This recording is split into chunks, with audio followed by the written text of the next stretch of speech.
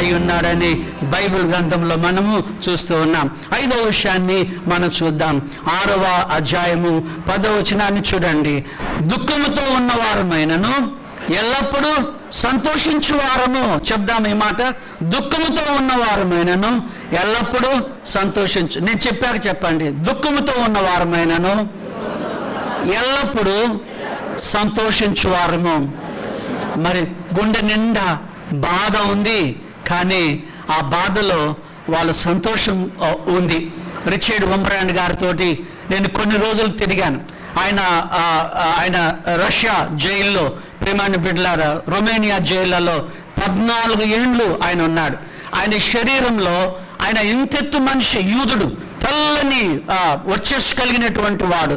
ఆయన ఆ 14 సంవత్సరాలలో 14 బలమైన గాయాలు ఆయన శరీరంలో ఉన్నాయి. రోజంతా కొడుతూనే ఉన్నారట. యేసు దేవుడు కాదు, యేసు దేవుడు కాదని దినమంతా చెప్పించేవాళ్ళట. ఆయన ఒక మాట చెప్పాడు. ఏమని?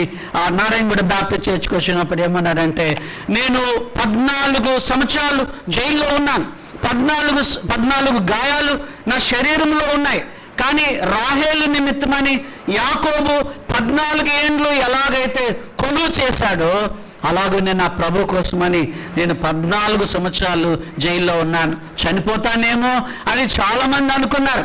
నా భార్య అయితే ప్రతి దినము జైలు దగ్గరికి వచ్చి బతుకున్నాడా లేదా, ఒకసారి అయితే నీ భర్త చచ్చిపోయాడమ్మా అని అన్నారు. కానీ దేవుడు రిచర్డ్ వంబ్రాండ్ గారిని ఆయన బ్రతికించాడు. చూడండి, ఇక్కడ అంటున్నాడు దేవుడు, దుఃఖముతో ఉన్నవారమైనను ఎల్లప్పుడూ సంతోషించువారము అంటున్నాడు. ఎందుకంటే విశ్వాస విషయంలో, పరీక్షల విషయంలో, కష్టాల విషయంలో, దుఃఖం విషయంలో సంతోషించే వారమై ఉన్నామని బైబిల్ చెప్తా ఉంది.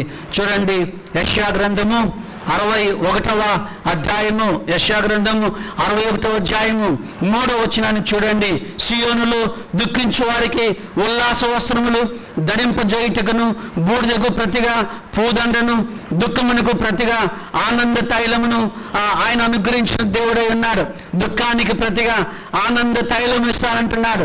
విషాదకరమైన తైలానికి బదులుగా ఆనంద తైలం, బూడిదకు ప్రతిగా పూలదండ వేశానని చెప్తున్నాడు. ఇంకా మరి 30వ కీర్తనలో డేవిడ్ మహారాజు ఏమన్నాడు? దావీదు మహారాజు సాయంకాలమున ఏడ్పు వచ్చి, చెప్దామా ఎప్పుడు వచ్చినటువంటి ఏడ్పు? సాయంకాలమున ఏడ్పు వచ్చి రాత్రి ఉండినను ఉదయమున సంతోషము కలుగును. హల్లెలూయా చెప్దామండి. హల్లెలూయా. దేవుడికి వందనాలు చెల్లిస్తున్నాం. ఉదయం సంతోషం వస్తుంది, రాత్రంతా కన్నీళ్ళే, ఉదయం సంతోషం, ఉదయం ఆనందం కలుగుతుందని బైబిల్ గ్రంథంలో మనం గమనిస్తున్నాం. కనుక ప్రియమైన దేవుని బిడ్డలారా, మనం నేర్చుకున్న 5వ విషయం ఏంటంటే, దుఃఖముతో ఉన్నవారమైనను ఎల్లప్పుడూ సంతోషించే వారముగా ఉన్నాము అని చెప్తున్నాడు. విశ్వాస జీవితంలో కొన్నిసార్లు పరీక్షలు వచ్చినప్పుడు, కొన్నిసార్లు అనారోగ్యాలు వచ్చినప్పుడు మనం ఎంతో దుఃఖపడతాం, మనం ఎంతో నెమ్మది లేకుండా మనం ఉంటాం, మనం ఎంతో విషాదంతో ఉంటాం, కన్నీళ్లతో ఉంటాం. ప్రభు అంటున్నాడు, రాత్రి ఆ పరిస్థితులన్నిటిని మార్చివేసి ఆయన నీకు సంతోషము కలిగించే దేవుడై ఉన్నారని బైబిల్లో మనం చూస్తున్నాం. దేవుడికి వందనాలు చెల్లిస్తున్నాం. 6వ విషయాన్ని మనం చూద్దాం. ఒకే వచనంలో ఇవన్నీ లిఖించబడి ఉన్నాయి. ఒకే ఒక వచనం, ఏకైక వచనం, 10వ వచనంలోనే ఇవన్నీ ఉన్నాయి. 6:10 చూడండి, దరిద్రులమైనట్లుండి అనేకులకు ఐశ్వర్యము కలిగించు వారమై ఉన్నామంటున్నాడు. మమ్మల్ని మీరు చూస్తే మేము దరిద్రుల్లాగా కనపడుతున్నామేమో, చిరిగిపోయిన బట్టలు లాంటివి వేసుకున్నామని మీరు అనుకుంటున్నారేమో, మరి తలకు సరైనటువంటి నూనె లేకుండా ఉన్నామని మీరు అనుకుంటున్నారేమో, మా ముఖమంతా పగిలిపోయి ఉందని మీరు అనుకుంటున్నారేమో. కానీ ప్రియమైన దేవుని బిడ్డలారా, అంటున్నాడు, అనేకులకు మేము గొప్పతనాన్ని కలగజేశాం. తీతు లాంటి వాళ్ళను ఆయన తీసుకొచ్చి, తిమోతి లాంటి వాళ్ళని ఆయన తీసుకొచ్చి, టైటస్ లాంటి వాళ్ళను ఆయన తీసుకొని వచ్చి ఆయన ఏం చేశాడు? వాళ్ళకి బాగా దేవుని వాక్యం చెప్పి వాళ్ళను గొప్ప సేవకులుగా చేసినట్లుగా దైవ గ్రంథంలో మనం చూస్తూ ఉన్నాం. గాంధీ మహాత్ముడు ఆరంభంలో బ్రిటిష్ వాళ్ళు అనుకున్నారు ఈయనేదో ఒక భిక్షగాడిలాగా ఉన్నాడు, ఒక సన్యాసిలాగా ఉన్నాడు అని అనుకున్నారు. కానీ ఆయన ఎంత గొప్ప వ్యక్తో ఈ రోజున మన అందరం కూడాను ఆయనను గౌరవించే ఒక జాతిపితగా ఆయన ఉన్నాడు. ప్రజలకి అపోస్తలుడైన పౌలు కూడా ఒక దరిద్రమైనటువంటి వ్యక్తిగా కనిపించి ఉండొచ్చు, కానీ దరిద్రమైనట్లుండి అనేకులకు ఐశ్వర్యాన్ని ఇచ్చాం, అనేకులకు మేము గొప్పతనాన్ని ఇచ్చామని ఆయన చెప్తా ఉన్నాడు. కనుక ప్రియమైన దేవుని బిడ్డలారా, యేసు ప్రభువుల వారి దగ్గరికి వెళ్ళి మీ అందరికి తెలుసు కదా, ఒక శిష్యుడు అడిగాడు, ఏమని ఆంధ్రయ్య అడిగాడు, ప్రభువా ఎక్కడ కాపురం ఉన్నావు? అప్పుడు యేసు ప్రభు ఏమన్నాడు, నక్కలకు గొర్రెలు ఉన్నాయి, చూద్దామా, ఆకాశ పక్షులకు గోళ్ళు ఉన్నాయి, కానీ మనిషి కుమారుడు తలవాల్చుకోవడానికి ఒక చిన్న స్థలం కూడా లేదు అని ఆయన అన్నాడు. కానీ ఆయనకి ఇళ్ళు లేవు, కానీ ఎన్ని గృహాలు ఆయన కొరకు తెరిచి ఉంచుతాయో మీ అందరూ తెలుసు కదా. కేవలం బెతనీలో ఉన్న మరియ, మార్త, లాజరు ఇల్లే కాదు, అనేకులు మా ఇంటికి ప్రభు రావాలి, మా గృహానికి ప్రభు రావాలని ఎంతమంది తలంచి ఉండి ఉండొచ్చో మీరు ఒకసారి ఆలోచన చేయండి. ఒకవేళ లోకానికి ఏమీ లేని ఆ దరిద్రులాగా కనిపించవచ్చు, కానీ అనేక మందికి వారు ఉత్సాహాన్ని ఇచ్చారు, అనేక మందిని సేవకులుగా తయారు చేసినట్టుగా బైబిల్ గ్రంథంలో మనం చూస్తున్నాం. దేవుని కొందనాలు చెల్లిస్తున్నాం. 7వ విషయం కూడా 6:10 7వ విషయం ఉంది, చూడండి. మళ్ళీ చెప్దాము ఒకసారి. మనం నేర్చుకున్న విషయాలు: మోసగాండ్రలా కనిపించిన సత్యవంతులం. 2వది తెలియబడిన వారమైనను బాగా తెలిసిన వారం. 3వది చనిపోతున్న వారమైనను బ్రతుకుచున్న వారము అని చెబుతున్నాడు. 4వది శిక్షింపబడిన వారమైనను చంపబడని వారముగా మేము ఉన్నామంటున్నాడు. 5వ విషయం చూడండి, దుఃఖముతో ఉన్నవారమైనను ఎల్లప్పుడూ సంతోషించే వారం. క్రైస్తవ బిడ్డలకి ఎంత దుఃఖము ఉన్నా ఆ సంతోషించే హృదయాన్ని దేవుడిచ్చే. లోపల బాధ ఉండొచ్చు, లోపల కష్టం ఉండొచ్చు, హృదయంలో వేదన ఉండొచ్చు, కానీ మనం సంతోషించే వారముగా ఉన్నామని బైబిల్ గ్రంథం ద్వారా చూస్తున్నాం. దరిద్రులమైనట్లుగా ఉండి అనేకులకు మేము గొప్పతనాన్ని ఇచ్చినటువంటి వారమై ఉన్నామని ఆయన చెబుతున్నాడు. 7వ విషయాన్ని చూద్దాం. 6:10 ఉంది, ఏమీ లేని వారమైనను సమస్తమును కలిగిన వారం. మళ్ళీ చెప్దామా, ఏమీ లేని వారమైనను సమస్తమును కలిగిన వారమై ఉన్నాము. భౌతికంగా వాళ్ళకు ఆస్తులు లేవండి ప్రియమైన దేవుని బిడ్డలారా. భౌతికంగా శారీరరీతిగా వారికి ఇల్లులు లేవు, కానీ నిత్య జీవంలో వారికి పరలోకం ఉంది. ఒక ఆయన ఈ మధ్య చెప్తున్నాడు, నాకు రోల్స్ రాయ్స్ కారు లేదు అని చెప్తున్నాడు, కానీ నేను గొప్పవాడిని. ఇంకొక ఆయన అంటున్నాడు, నా దగ్గర గ్రాఫ్ డైమండ్ అనే ఒక గడియారం, చాలా ఖరీదైన గడియారం నాకు లేదు, కానీ నేను చాలా గొప్పవాడిని అని చెప్తున్నాడు. లండన్లో ఉన్నటువంటి బకింగ్హామ్ ప్యాలెస్ ప్రపంచంలోనే అతి పెద్ద ఇల్లుగా ఉంది. అలాంటి ఇల్లు నాకు లేదు భూమి మీద, భౌతికంగా నాకు లేదు, కానీ పరలోకంలో బకింగ్హామ్ ప్యాలెస్ కంటే ఎక్కువ పెద్ద ఇల్లు దేవుడు నా కొరకని ఏర్పాటు చేశారు. ఈ గృహము బంగారంతో ఏం కట్టబడలేదు, కానీ పరలోకంలో ఉన్న ఇల్లులు బంగారంతో కట్టబడ్డాయి. పరలోకంలో ఒక ఆయన ఒక సంచి తీసుకెళ్ళాడట. సంచి తీసుకొని వెళ్ళి ఆ సంచిలో ఆయన ఇది ఏమంటారు, ఒక చిన్న రాయి పెట్టుకొని తిరుగుతూ ఉన్నాడట. రాయి పెట్టుకొని తిరుగుతుంటే ఆ పరలోకపు రాయినే ఆయన అంటున్నాడట, ఇది గచ్చు గచ్చు అంటున్నాడట. దేవదూతలు అన్నారట, ఇది గచ్చు కాదు, ఇది బంగారం అని అన్నారట. అనగా ఇలా భూమి మీద నుండి తీసింది ఏదో రాయి అనుకుంటున్నారు, కానీ అది రాయి కాదు, అది బంగారం. పరలోకంలో బంగారు వీధులు ఉన్నాయని మనము గమనిస్తున్నాం దేవుని వాక్యములో నుండి. ప్రియమైన దేవుని బిడ్డలారా, గమనించారా? ఏమీ లేని వారమైనను సమస్తము కలిగినటువంటి వారము. ఖరీదైన వాచ్లు లేవేమో, ఖరీదైన గృహాలు లేవేమో, ఖరీదైనటువంటి కార్లు లేవేమో, కానీ మేము అన్నీ కలిగి ఉన్నాము అని చెబుతున్నాడు. ఏమీ లేని వారమైనను సమస్తమును కలిగిన వారమై ఉన్నాం. హల్లెలూయా చెప్దామండి. హల్లెలూయా గట్టిగా చెప్దామా? హల్లెలూయా. ఇంకొక మాట చెప్పి 8వ మాట నేను ముగిస్తాను. 2 కొరింథీ 4వ అధ్యాయము, 2 కొరింథీ అదే పుస్తకంలో 4వ అధ్యాయము 8వ వచనాన్ని చూడండి. 8వ వచనాన్ని చూడండి. 4:8 ఈ మాట రాయబడింది, అపాయములో ఉన్న వారమైనను ఉపాయము లేని వారము కాము. నాతో చెప్తారా? అపాయములో ఉన్న వారమైనను ఉపాయము లేని వారము కాదు. అపాయములో ఉన్నాం. అవును, నిజమే, అపాయములో మేమున్నాం అంటున్నాడు. అపాయంలోనే మేమున్నాం, సందిగ్ధంలో మేమున్నాం, డేంజర్లో మేమున్నాం. కానీ ఏముందంటున్నాడు అండి ఆయన? ఏముందంటున్నాడు? ఉపాయము లేని వాళ్ళము కాదు అని అంటున్నాడు. ఉపాయము లేని వాళ్ళము కాదు అంటున్నాడు. అవును, నీవు నేను క్రైస్తవ బిడ్డలంగా, ప్రియమైన దేవుని బిడ్డలరా, అపాయములో మీరు ఉండొచ్చు, కానీ ఆ అపాయములో దేవుడు ఏమిస్తానంటున్నాడండి? ఉపాయము ఇస్తానని ఆయన చెప్తా ఉన్నాడు. గమనించారా? ఉపాయాన్ని నేను ఇస్తా అంటున్నాడు. మంచి జవాబులు చెప్పడానికి దేవుడు కృప చూపిస్తానని ఆయన అంటున్నాడు. ఒక మాట చెప్పి ముగిస్తాను నేను. దావీదు మనందరికి కూడా బాగా తెలుసు. దావీదు ఉపాయం కలిగినటువంటి వాడు. గొల్యాతును చంపిన తర్వాత ఆ దావీదుకు చాలా గొప్ప ఘనత వచ్చేసింది. మహిళలు పాట పాడుతూ దావీదును బాగా హెచ్చించి పాటలు పాడారు. ఆ సౌలును కిందకి దించారు, దావీదును పైకి హెచ్చించినట్టుగా బైబిల్లో రాయబడి ఉంది. అయితే ఇదంతా జరిగిన తర్వాత రాజైనటువంటి సౌలు గారు దావీదు మీద ఏం చేశాడండి? చాలా కోపం పెట్టుకున్నాడు. కోపం పెట్టుకొని అమ్మాయినిచ్చి పెళ్లి చేసి చంపేద్దామేమో అనుకున్నాడు, కానీ చంపలేకపోయాడు. దావీదు ఏం చేశాడు? అపాయం ఉంది, ఇప్పుడు రాజుగారి చేతిలో పడితే రాజుగారు చంపేస్తారు. రాజుకు భయపడ్డాడు, మిక్కిలి భయపడ్డాడు. భయపడి ఆయన ఏం చేశాడు? మీరు దేవుని వాక్యంలో గమనించినట్లయితే ఆయన ఏం చేశాడు అని అంటే, ఆయన గొల్యాతును చంపిన తర్వాత ఆయన గాతు రాజైన అకీషు అనే వాని దగ్గరికి వెళ్ళినట్టుగా సమూయేలు గ్రంథంలో మనం చూస్తున్నాం. అకీషు అనే రాజు దగ్గరికి వెళ్ళాడు. అకీషు అనే రాజు గొల్యాతుకి మంచి స్నేహితుడే, గొల్యాతు యొక్క పొరుగువాడై ఉన్నాడు.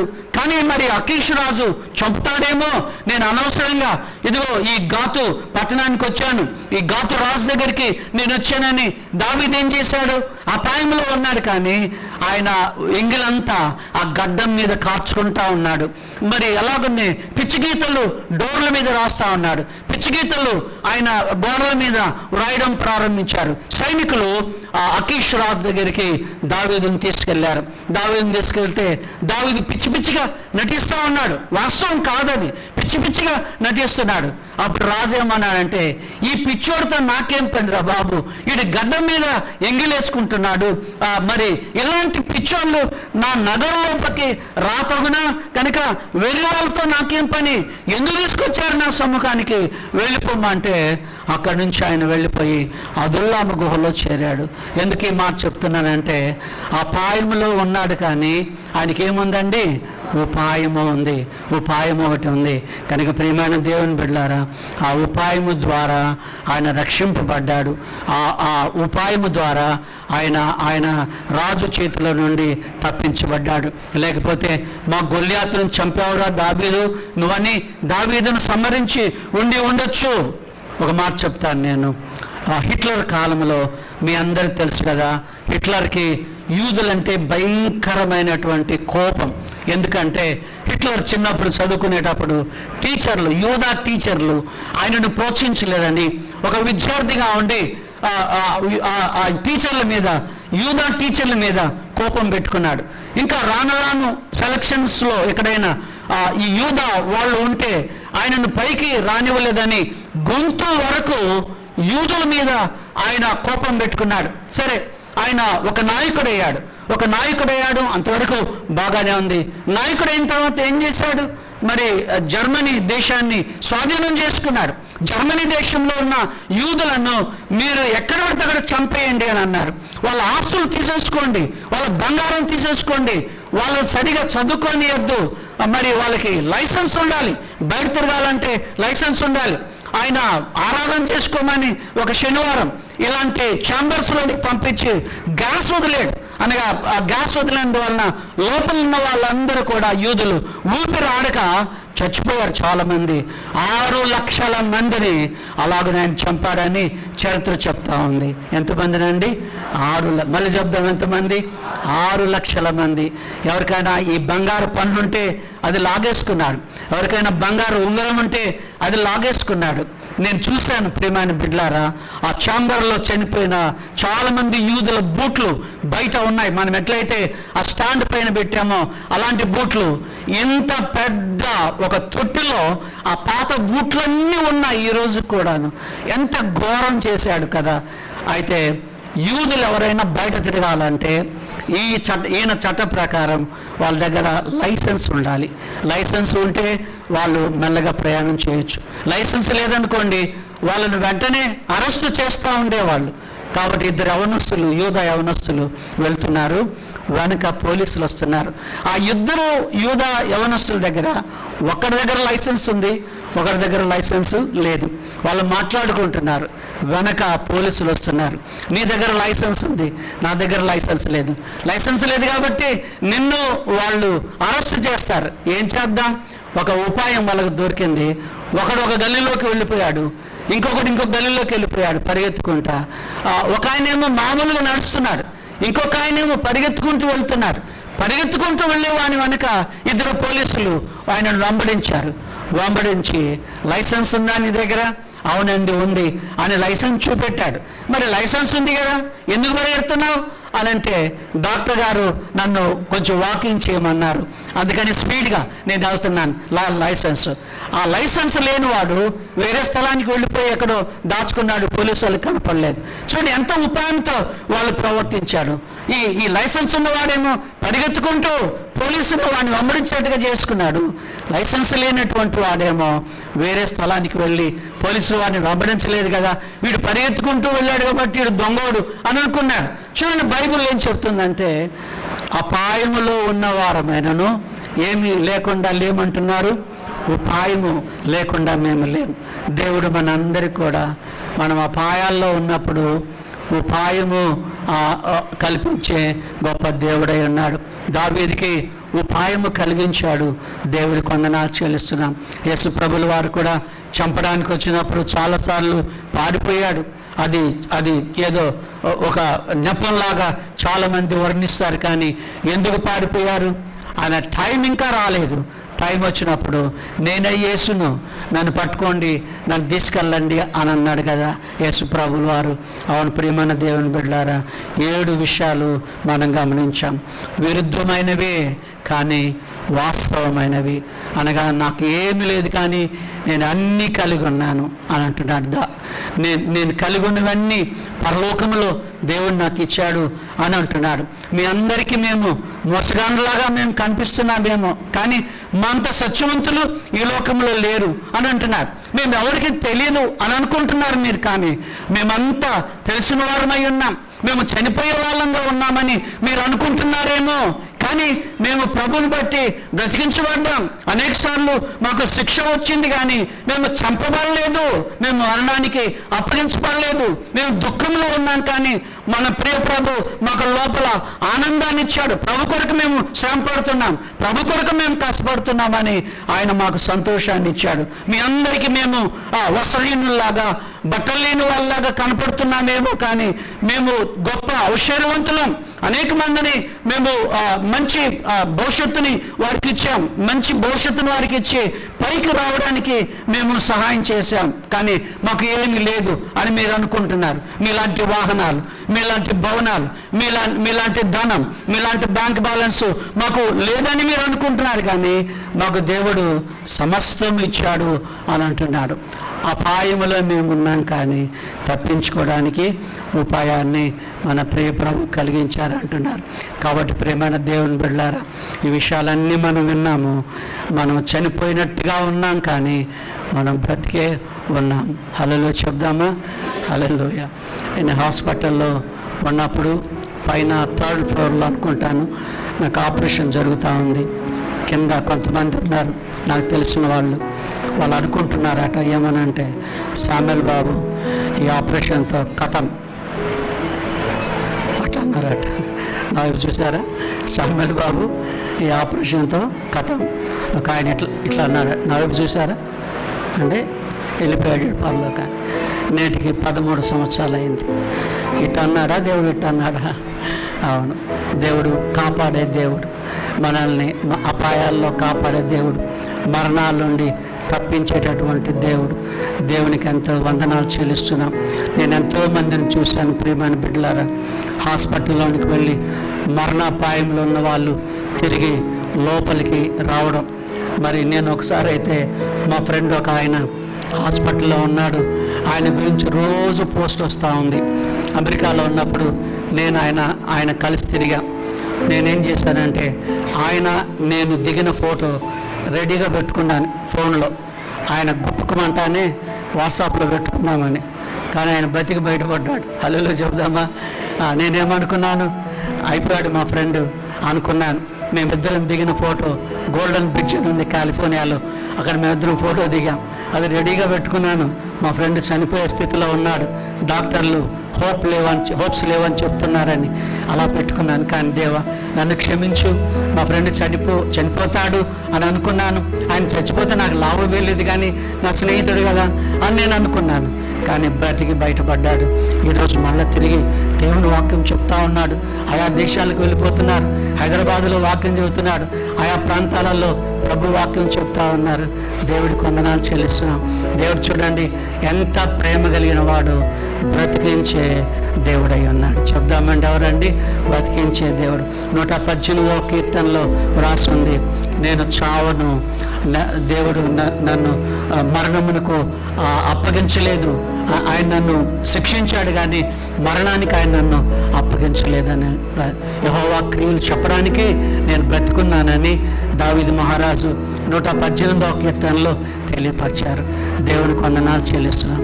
ఉదయకాలమందు ప్రభు మాటలు వింటున్న మనందరికీ కూడా గొప్ప నిరీక్షణ దేవుడు అనుగ్రహించారు. తలలో ఉంచండి, ప్రార్థన చేసుకుందాం. ప్రేమ కలిగిన మా పరలోకపు తండ్రి, మీ పాదములకు వందనాలు చెల్లిస్తున్నాం నాయన. విరుద్ధమైనవే కానీ వాటిలో నుండి ఎన్నో పాఠాలు మేము నేర్చుకున్నాం. మీకు స్తోత్రం చెల్లిస్తున్నాం. ఉదయకాలమందు వాక్యం ద్వారా మాతో మాట్లాడినందుకై మీకు వందనాలు. ఎంతమంది నీ వాక్యాన్ని అర్థం చేసుకున్నారో వారందరిని బట్టి మీకు స్తోత్రాలు, స్తుతులు, వందనాలు చెల్లించుకుంటున్నామయ్యా. ప్రేమ కలిగిన పరలోకపు తండ్రి, మీకు స్తుతులు, వందనాలు సమర్పిస్తున్నాం. మమ్మల్ని ప్రేమించి మా కొరకు శిలువలో మరణించి సమాధి చేయబడి తిరిగి 3వ నాడు లేచిన గొప్ప ప్రభువా, మీ పాదములకు వందనాలు చెల్లిస్తున్నామయ్యా. వాక్యం ద్వారా మాట్లాడినందుకే మీకు వందనాలు. చనిపోయిన వాళ్ళుగా ఉన్నాం కానీ మీరు బ్రతికించారు. మోసగాండ్రులాగా కనిపిస్తున్నాం కానీ సత్యవంతులమని నేర్చుకుంటున్నాం. మీకు స్తోత్రాలు. ఏమీ లేనటువంటి వాళ్ళంగా ఈ లోకం మమ్మల్ని చూస్తుంది, కానీ సమస్తం ఇచ్చారు ప్రభువా, మీకు వందనాలు. ఏ లోటు లేకుండా కాపాడారు, ఆరోగ్యం ఇచ్చారు. మీకు వందనాలు చెల్లిస్తూ యేసుక్రీస్తు పరిశుద్ధమైన నామాన్ని బట్టి అడుగుచున్నాం తండ్రి. ఆమేన్. ఆమేన్ అని మళ్ళీ చెప్దామండి.